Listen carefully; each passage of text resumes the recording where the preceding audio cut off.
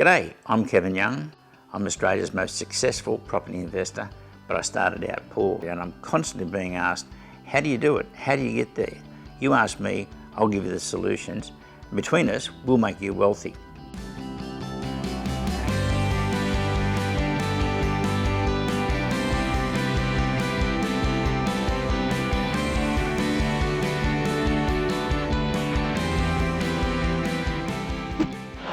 Terry from South Australia asks, how will this year's election results affect the property market? Well, we did pick the election. That was a little bit closer than we thought. The Liberals were pinning their hopes on internal polling on 5 critical seats, and their polling was wrong. So it went right down to the wire and took about 10 days to decide the election. Having now put that beside us, I think the Senate going forward is going to be a lot more easy to work with than the previous Senate.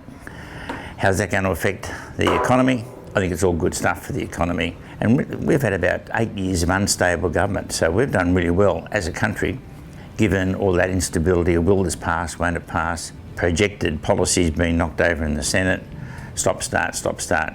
So I think the next 3 years are going to be very, very favourable for the country. I think income-wise, we're going to see, hopefully, a more sensible Reserve Bank with rates coming down. The new governor takes over, I think, in a couple of months' time. And Reserve Bank have woken up that we've got 2 higher rates versus the rest of the world. Canada is on 0.5, England has lowered theirs again, the rest of the world are near 0. We're sitting on 1.75, it's crazy. So we've got to be at 1% by the end of this year. So I think in November, we'll see the rates come down to 1.5 or 1.25. We're not building enough townhouses and low-rise units. We're building far too many inner suburban high-rise units. So the shortage of the right sort of bananas is going to lead to runaway price growth. We've had a lot of off-plan in these desired properties stop because of APRA, the ill-conceived action of APRA. A lot of this desired off-plan have stopped, which means the supply has stopped. And that means there's less bananas in the store, the population's rising, they want these bananas. What's going to happen? The price is going to rise and rise and rise. Leads to the next question. The talk of negative gearing is around the cost of property is too dear, and that's a furphy. Why property is dearer today is because of the law of supply and demand.